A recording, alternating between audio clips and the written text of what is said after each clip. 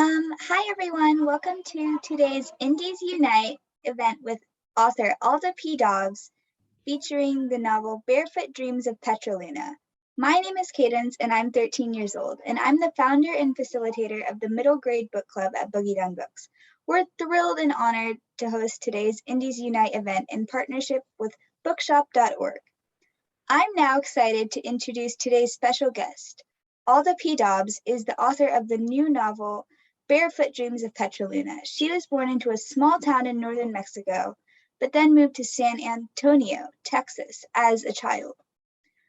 Alda studies physics and worked as an engineer before pursuing her love of storytelling. She's as passionate about connecting children to their past, their communities, different cultures, and nature as she is about writing.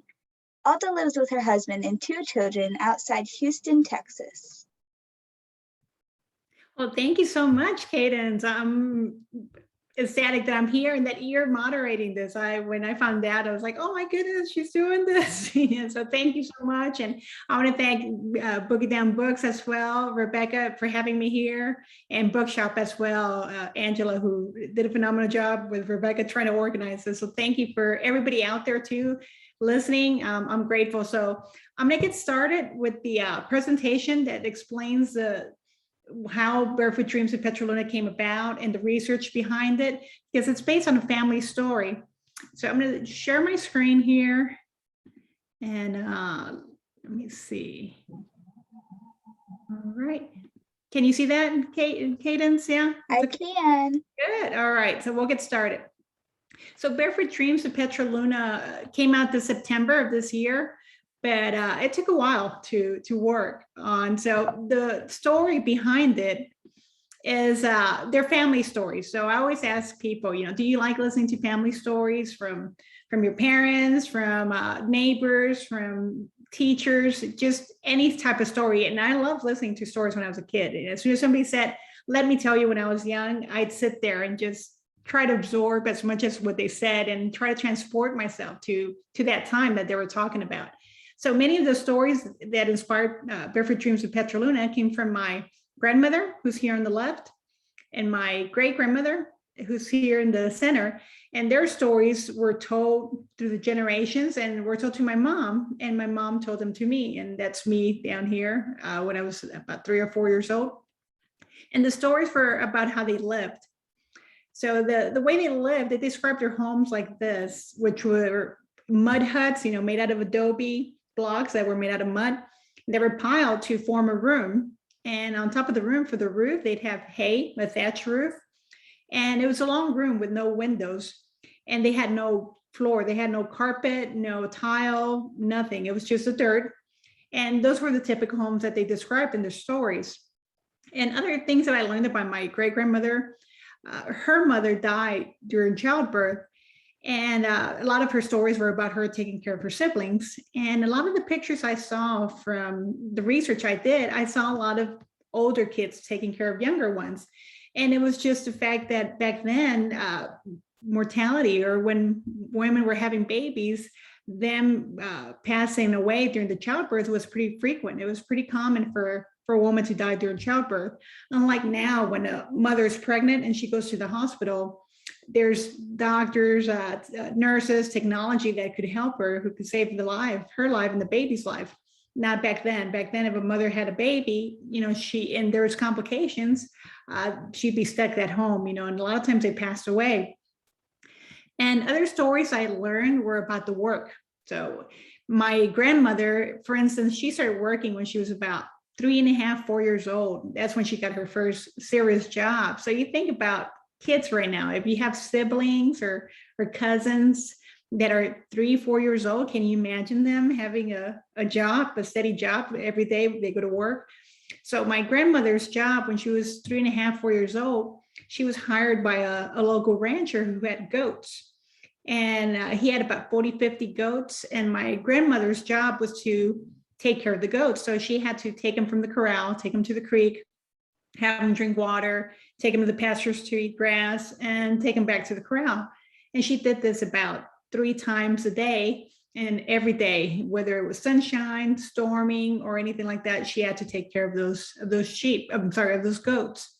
And one time she said she was about 4 years old when an ice storm was coming and temperatures were dropping quickly. So she's trying to get the goats together to take them back to the corral before the storm. But the temperatures were dropping so fast that it's really cold and the goats don't want to move. They're stuck. They're just frozen. They don't want to move. So one goat, she's trying to push back into the herd, and he's by the creek. So as she's trying to push this goat, imagine a 3-4-year-old trying to push this goat, she slips and falls into the creek. And she's soaking wet. She's able to get out, but she's wet. So she pushes the goat, manages to get their herd together, takes them to the corral. And in her mind, she knew that was her mission. She had to keep the goats safe, because if one of them got lost or one of them died, she would get fired. She'd be fired from her job, and that meant no money and no money for food. So as soon as she put the goats in the corral, she closed the gate. And now that her job was done, she collapses because she is so cold and exhausted from all this work. And later on the story, they told me that it took them hours to find her. And by the time they found her, her lips were blue, her face was blue, and they almost lost her that day from that storm. And luckily she made it, but it just puts into mind of kids working at that young age, And by the time she was 12, she was climbing trees and chopping wood, selling it in town. So you see this girl here that has the wood strapped to her back. That was my grandmother. She did that for a living. And she said that these were good times when they had work and they had pay, because it allowed them to buy food for the family. And the terrible times were when they couldn't find any food, any work, because they weren't getting paid. So that means starvation. So she said, describe starvation or being that hungry as something just terrible. She said it was a pain you felt in the pit of your stomach, just out of that hunger of not eating, haven't eaten for days. And she said you couldn't do anything. You were just too sick, too dizzy. And a lot of times you couldn't even sleep just because you were constantly thinking of needing nourishment, needing food. So with that in mind, keep that in mind that kids are working at a very young age. So school back in 1913, in Mexico, was not mandatory like now. Now you have to go to school, but not back then. So when you think about this, what percentage of the Mexican population do you think knew how to read or write back in Mexico? So if you think it's half, that'd be 50%. If not, if it's less, it'd be 20, 30%. So take a guess. I'll give you about 3 seconds. See if you could guess how many or what percentage of the Mexican population could read or write back in 1913. So the answer is 20%. So only 20% of the Mexican population back then could read or write. So that leaves 80%, which is a big number of the population that cannot read or write. And my grandmother and great-grandmother were part of that. And these are the homes that they described in their stories. If you look at the inside, they don't have any furniture, no couches, no tables, no chairs. And again, remember, it's a dirt floor. So they sat on the floor to eat. They slept on the floor. And this is basically the homes that they described. So would you like to see how the rich lived back then? Because I found some of those nice pictures of that show how the rich people lived. So this is the way the rich people live. So it's really nice. And it's very opposite of what you just saw in the previous slide. So these look like palaces, and these were called haciendas. So the haciendas were these large estate of lands that had thousands and thousands of acres to them. And if you look at these fields in the back, those haciendas had crops that were growing in them. So the haciendas, basically all this affluence was owned by one family. The hacienda was owned by one family, but they had a lot of workers working in the haciendas. So a lot of the workers were the peasants, and they lived in that hacienda. It was a large community. It had its own store, its own church. But the people who kept the money from those crops that when they were sold was the family who owned the hacienda. Now, if you were a peasant working in these fields, you waited to get paid by the hacienda family. They're the ones who paid the money, and they didn't pay much for the work. And at the end of the month, when you got paid, you had to buy food, clothes, medicines for your family. So you would go to the Hacienda store. The Hacienda had their own store. And when you went in there, usually the prices were high and you didn't have enough money to buy what you wanted. So a lot of times they said, okay, well, no worries. We'll let you take what you want, but we'll add your name to a notebook and put how much money you owe. And, but you had to pay that. That was the condition. You had to pay it next month. So next month comes along, you're working, you don't get paid as much, but you need stuff. You still need food, you need clothes. So you go back to that store the next month, and guess what? You can't afford that month's, food and things that you need. So again, you owe more now. So they add it to that debt that you have already. And every month it just that continued to grow more and more. So the thing was too that you can just quit. You can say, you know what, I don't want to work in this hacienda. I'd rather go somewhere else. You couldn't do that if you owed money. So if you owed money, you had to pay it off and then you could leave. But the thing was that a lot of times, you didn't make enough money, you owed a lot. So people were born in the haciendas and lived their whole lives in the haciendas and died in the hacienda. And all that time they accrued that debt continuously. So it grew a lot. And once that person died, where do you think that debt went to? So it went to the kids, to those person's kids. So imagine yourself, you're working hard, you're trying to pay that debt, and you're barely scraping by, and you're thinking, okay, here, I'm going to pay it maybe in the next year or so. And then your parent dies. So now you're carrying that debt. So pretty much people were tied to the haciendas. They could never leave. And like I said, people lived all their lives there. So it's something to consider. And some people wanted to run away. They said, you know what, I'm going to run away. And a lot of people attempted that. But if you look at these men that are sitting outside here in the patio with these tall sombreros, those were called rurales. And rurales were the mounted police that the hacienda hired. So if somebody ran away, the rurales were sent out to catch them. And they'd hunt down that person, bring them back to the hacienda, they'd punish them and put them back to work. So that was the life of the peasant in the haciendas. And other stories that I heard about my grandmother and great-grandmother were about the disparities between the rich and the poor. And this picture here, I really enjoyed because it not only showed all the rich or all the poor people, it showed both, and it showed them interacting. So you have these three ladies dressed in silks, and you have these two girls walking opposite direction, and they're dressed in ragged clothes, shawls, and they're both barefoot, like my grandmother, my great-grandmother would be dressed. And you see this lady tucking in her skirt here, and she's also glancing at them. She's giving them a look. So what do you think she's thinking, or what's going through her mind? So think about it for a moment. And a lot of answers I get are disgust, right? Or she sees them as inferior. And it's true, that's the way the classes saw each other back then. And my grandmother and great-grandmother described that a lot in their stories. So it's a picture that moved me a lot, to the point that I eventually made a scene out of this photograph, because it just, the impact, I saw that it's all the stories were embedded in this one photograph that I heard. So I ended up, if you read the book, there's a scene there that's inspired by this photograph. And the bare feet, every story I heard, my grandmother and great-grandmother, and even my mom, they were barefoot. And it's just because shoes are a luxury. So if you see yourself right now, more than likely you're wearing shoes, and that's a luxury even right now, because there are a lot of people in the world right now that can't afford shoes. And it was the same case back then. A lot of kids were barefoot, and you see how they're wearing long sleeves, so you could tell it's winter time. Same thing, they're barefoot because they cannot afford shoes.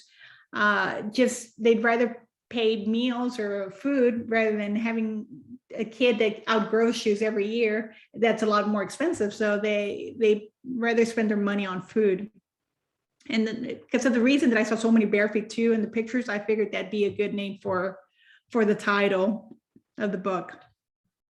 And other things I liked about the stories of my grandmother, great-grandmother, was the courage. And my grandmother, was a feisty woman, and even as a young girl, and she always stood up for herself, despite the fact that the wealthy were always trying to humiliate her and make her feel ashamed. She always stood up for herself. She was always proud, and her dreams were to learn to read and write.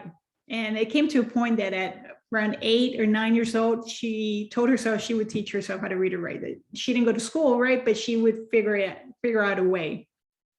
And by the time she was about 11, 12, she had been asking a lot of people to read words for her, and she would try to blend or connect the sounds to the letters. And at 12, she figured it out on her own. She was able to read and write. So the fact that she taught this by herself on her own just blows my mind. And so yes, that's something I figured I'd put on the book title as well, The Dreams. So if you think about the haciendas that I talked about, how the rich owned them, the rich families, and they had a lot of power, they had a lot of control. And you think about the peasants, about children having to work. If you think about Mexico back in 1913, how many people do you think owned land back in Mexico? What percentage do you think of the Mexican population owned land? So I'll give you 3 seconds again to take a guess. And I get all sorts of numbers for this one. I get 70%, 50%, and the answer is 1%. So only 1% of the population own land. So if you imagine that 99%, that's a huge number, cannot own land in Mexico because it's just so expensive. And when you have this type of oppression, comes a time when people can't bear it anymore. And what was happening is that the rich were getting richer. They're getting all this money from the crops and the harvest, and they give their money to the government. The government in turn gives them more land, so they grow more powerful. But where's this land coming from? So the land is being taken away from the poor. What happens is, remember that the poor can't read or write, so they take them documents that they expect them to sign, not knowing what it says. And since they don't know how to write, they're just marking that X or cross at the bottom. And legally, according to them, they were taking the lands away because the peasants were giving them up, but the peasants didn't know what they were signing. So they were, in essence, being stolen from the poor. So when this happens over and over again, and you have these working conditions, you have these huge disparities, people revolt. And that's what happened in Mexico. You had the Mexican Revolution. And my great-grandmother talked about this when people were fed up and wanted to bring about change. And the way I describe this to young readers is that you got to think about, it's similar to Star Wars. So you have the evil empire, which is the Mexican government. And just like the evil empire has the stormtroopers fighting for them, the Mexican government had the federales. The federales were the soldiers that were fighting for them. And on the other hand, you had the rebels. And the rebels in Mexico were the revolucionarios. Those were the ones that wanted their lands back. They wanted freedoms, they wanted rights, they wanted education for their children. And it's a complicated war. You can't say that the federales were all evil, because a lot of times the federales were actually poor people that were forced to join the federales. They were threatened. If they didn't join, they would be harmed. So you can't say, oh, all the federales were evil. It's very complicated, like most wars. So my great-grandmother talked about how it impacted the women and children of that time. And the neat thing I learned about the children is, for the rebel side, if children wanted to join the rebels, they could. They had to be 12 though. They had to be 12 years old. So at 12, you could join the rebels. Boy or girl, didn't matter. And you were treated like a soldier, you were trained like a soldier, and you were paid like a soldier. You were an equal because you had joined, and even though you were 12. And a lot of times the kids were trained as spies. That helped a lot because they were children. So they were trained as spies, and they were sent to the other side, the opposite side.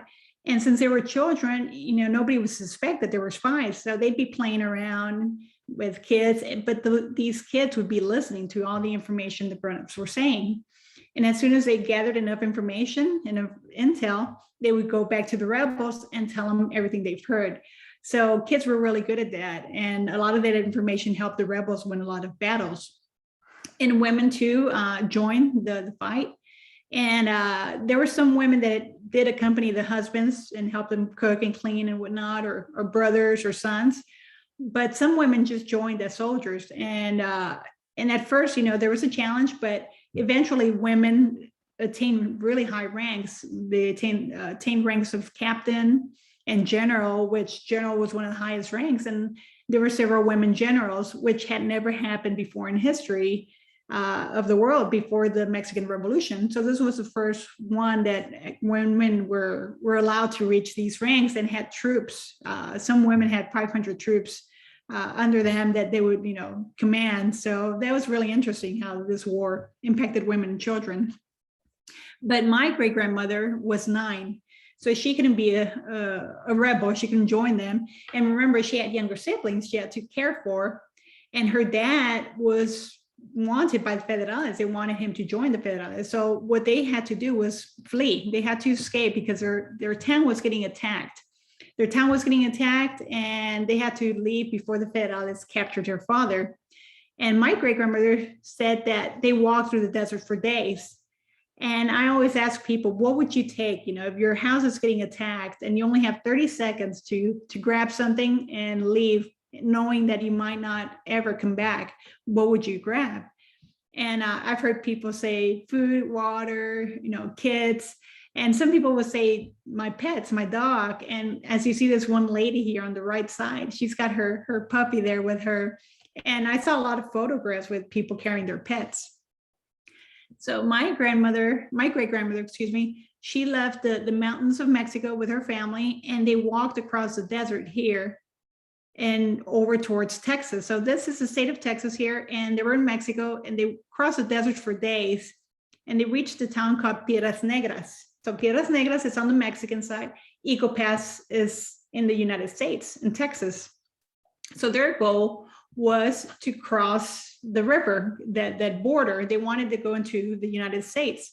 So this is the way the bridge looked before. And this is the way it looks now on the left, and on the right is the way it looked before. So my great grandmother said that they reached the bridge and they wanted to cross because they knew that once they were across the river in the United States, the Federales wouldn't chase after them any longer. They would wait. They would be held back and they would be safe. So that was their goal, to get across that river. But when they reached the bridge, there's a gate almost near the center of the bridge. There were these 2 gates that were closed and they were locked. So they couldn't go across into the United States. And on the other side of those gates were American soldiers. They were American U.S. Army soldiers, and they had weapons with them. They had rifles, and they were keeping people from crossing over. So they decided to wait. They said, okay, maybe tomorrow they'll have the gates open. We'll go across and we'll be safe. So they go back into Piedras Negras and just hang around, hopefully it'll wait, hoping that the gates will be open. So the next day they walk over, and the gates are still closed. So word was around that the Federales were heading towards them, but they were about 2 or 3 days away. So they said, okay, let's be patient. Maybe tomorrow they'll open it. And my great grandmother said they stayed near the bridge, the opening of the bridge, just in case they did open it. They want to be the first ones to run through. So they're waiting there. Day number 3 comes by, and then they go to check the bridge, and it's still locked. So they're getting a little more nervous, but still they told them that, their Federales are still away. So it's going to be another day or 2. And so they sit at the sidewalk there near the bridge. And as they're waiting, people start yelling that the Federales are there. People start screaming, Federales are here, Federales are here. So they pick up their kids or pets and take off running towards the bridge. So everybody's scrunched in there, just squeezing and trying to get to the other side, but the gates are closed, they're locked. So my great grandmother said she was lucky that she was near that gate, and people are shoving, people are screaming and trying to beg to the Americans to open those gates. And she could see the American soldiers that they look flustered too. They look, it's just chaos for them too. They want to open the gates, but they have orders not to. And they're going insane trying to figure out what to do. And as she's, being squeezed she's carrying her siblings, and she's being squeezed, she hears people scream even louder, and heads are turning. So when she turns, to see what they're looking at, it's the federales. The federales are coming down the hills in Piedras Negras, and they're charging towards them. So at that moment, she said she'd lost all hope. She figured, you know what, this is the end. The federales are going to reach us here. We're trapped. The gates are closed, and they're just going to slaughter us because we decided not to join them. So they're going to be upset, and they're going to kill us all here in the bridge. So she turns and looks at the American side, and she sees two soldiers running towards the gate, and they quickly start unlocking the gate, removing the chain, and they open the gate wide. And she said everybody just ran. Everybody ran through that bridge. And she said she felt such a joy, such a relief of having crossed, knowing that she'd be safe and alive, that she wanted to stop and hug every American soldier that she saw, because she was so grateful that they had saved her life. So this is a story she told over and over, and my grandmother told over and over, my mother told it over and over. And I thought about writing about it, but I asked myself, you know, is this story true? Did it really happen? And I decided to do research. I said, you know what, I'm gonna do some research.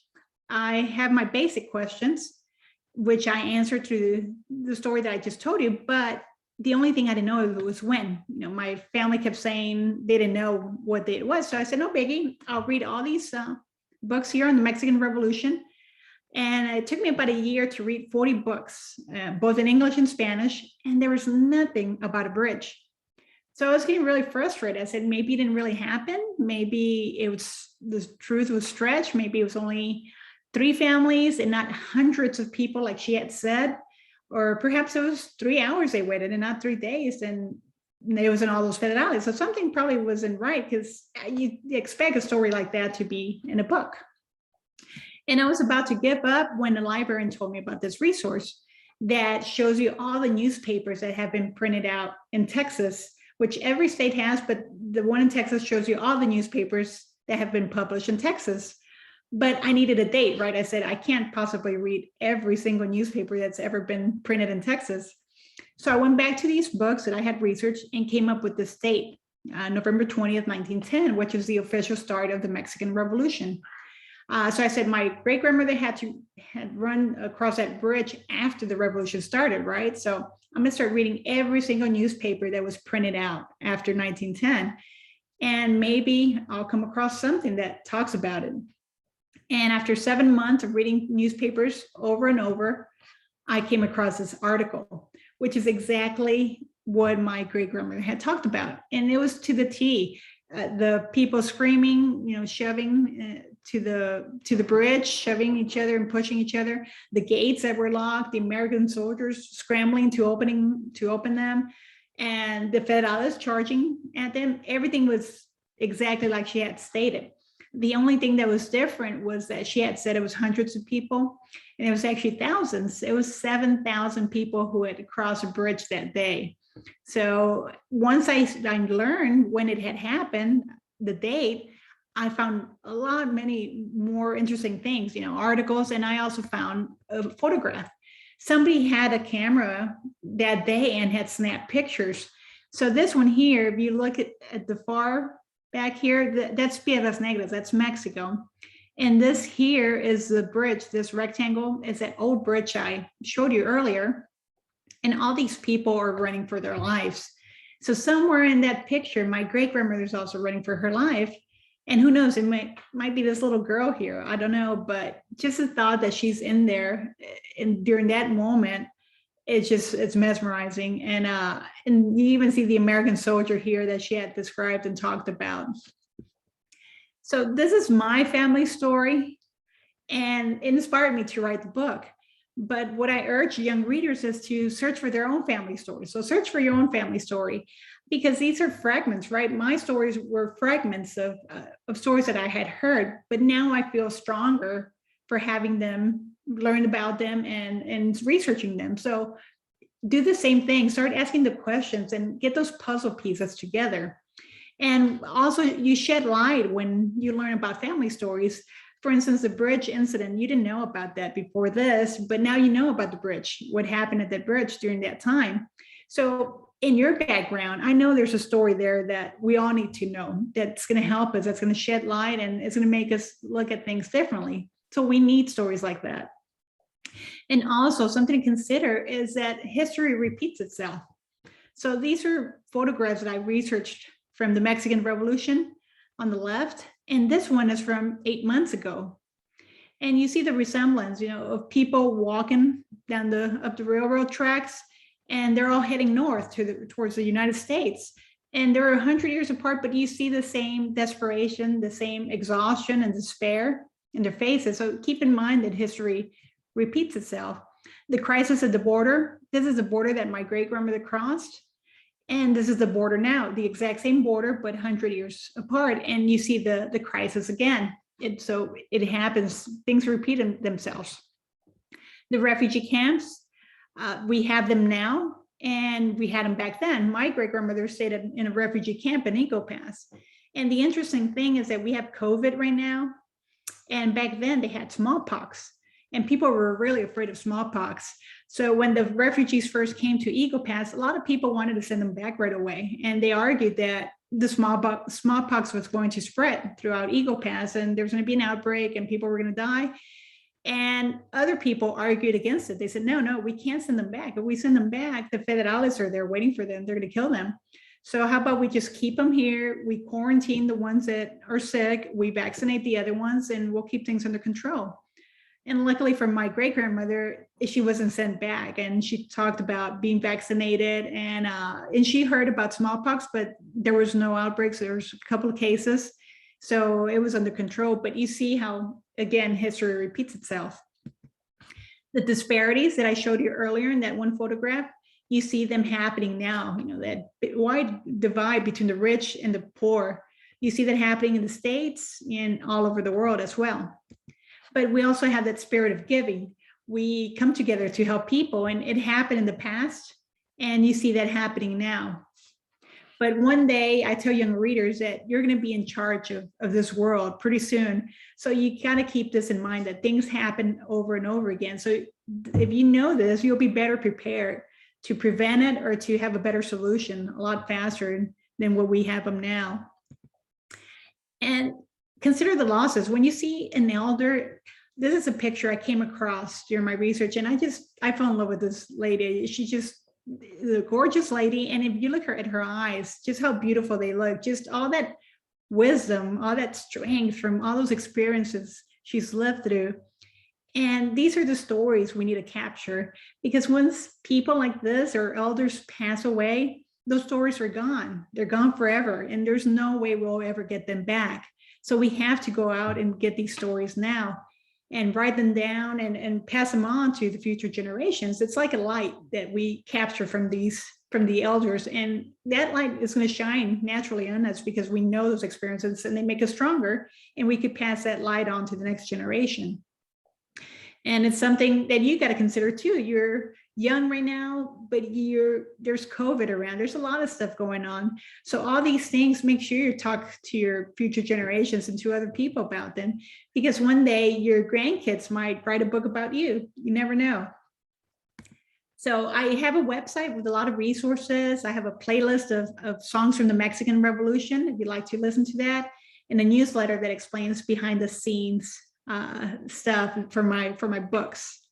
And I'm going to play I'm going to switch over and try to do I'm going to show you a book trailer that I have. So it only take a minute, and let me see if I could extend this. Okay, here we go.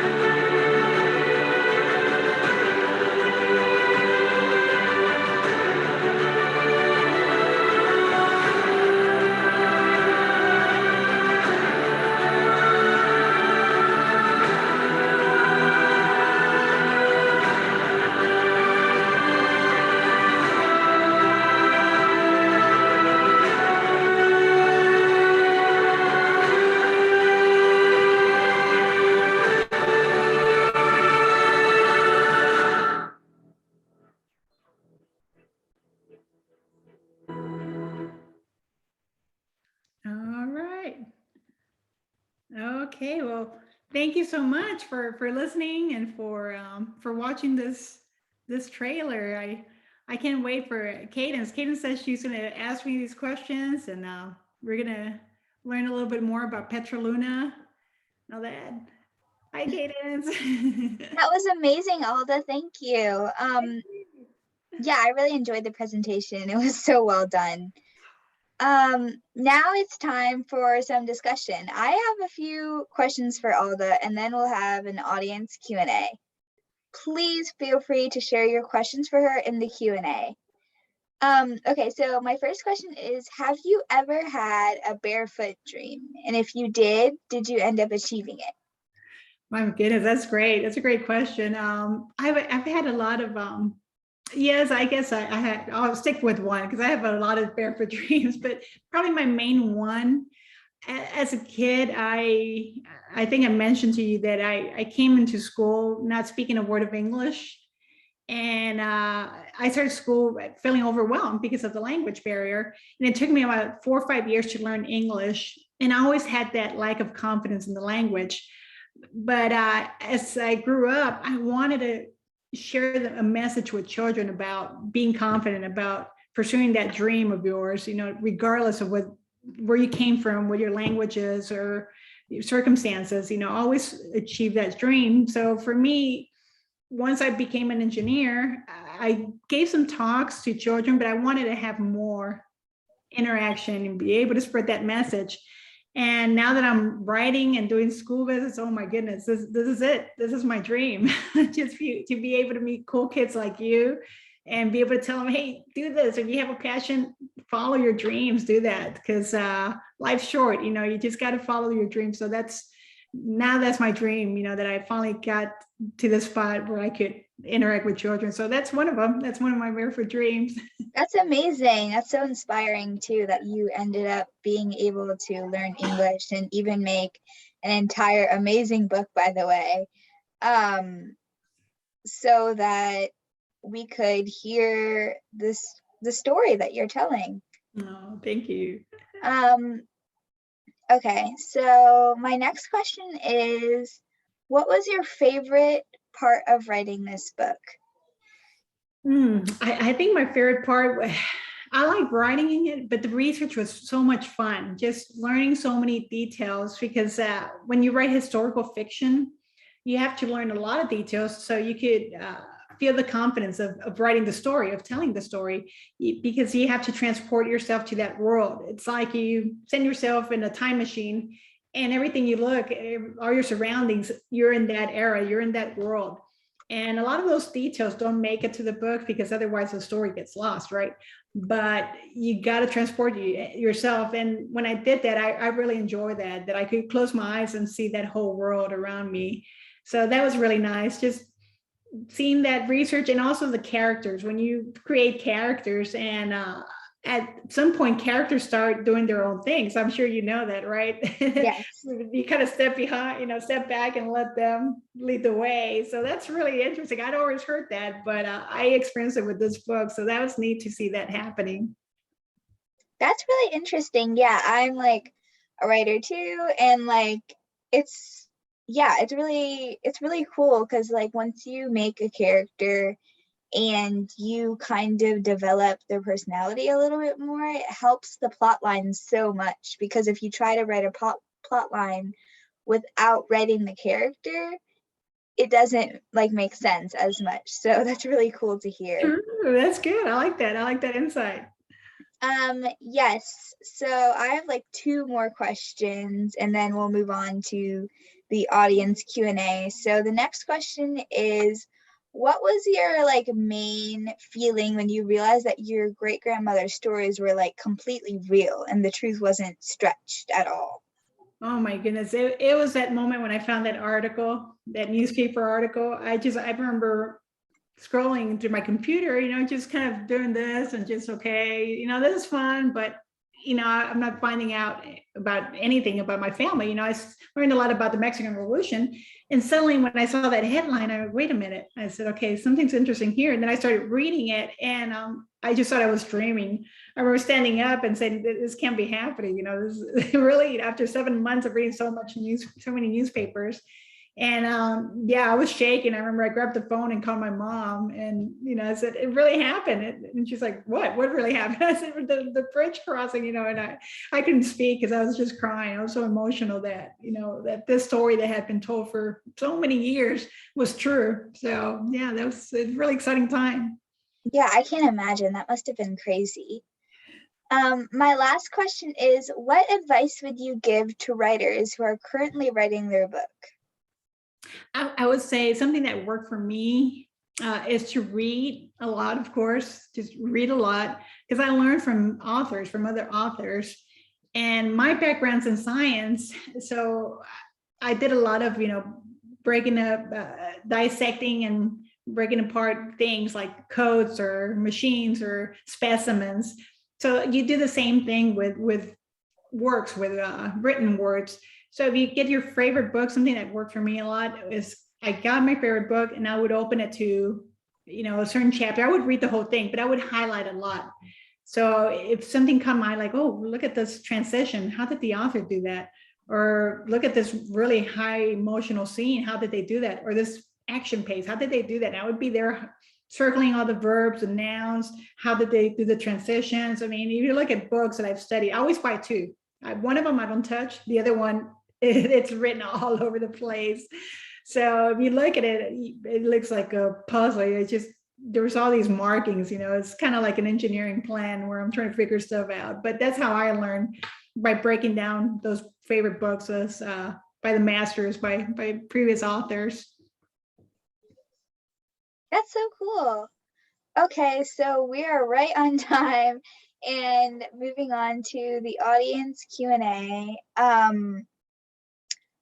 Oh, actually, now that I think about it, we only have one. So Okay. I could do the rest of my questions, actually. So we might have time for that. Yeah, why not? Do you see some of yourself in Petraluna / relate to her in any way? If so, how so? Yes, I do. A lot of it is my grandmother's character, because like I said, she was really feisty and I put a lot of that in her. But for me, being a first generation, not even first generation, I was, the youngest immigrant from my family to be here in the States, because my mom and I came here together. So we're both immigrants, but my mom and I still saw things differently just because we're different generations. I wanted to go to college and she didn't really see a need for it. So there was a lot of conflicts like that, but I always relied a lot on her wisdom too, that she brought from the homeland.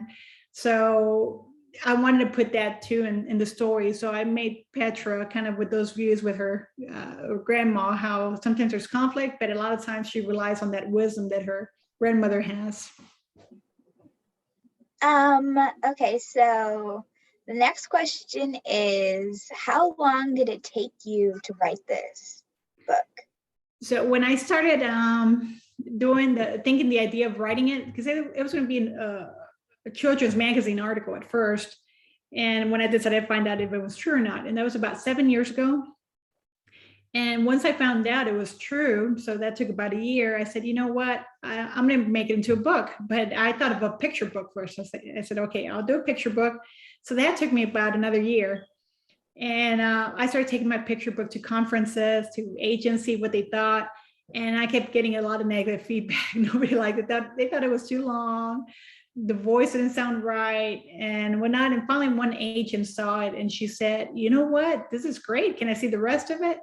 And I said, well, you're holding it. It's a picture book. And she said, oh my goodness, no, I thought it was a novel.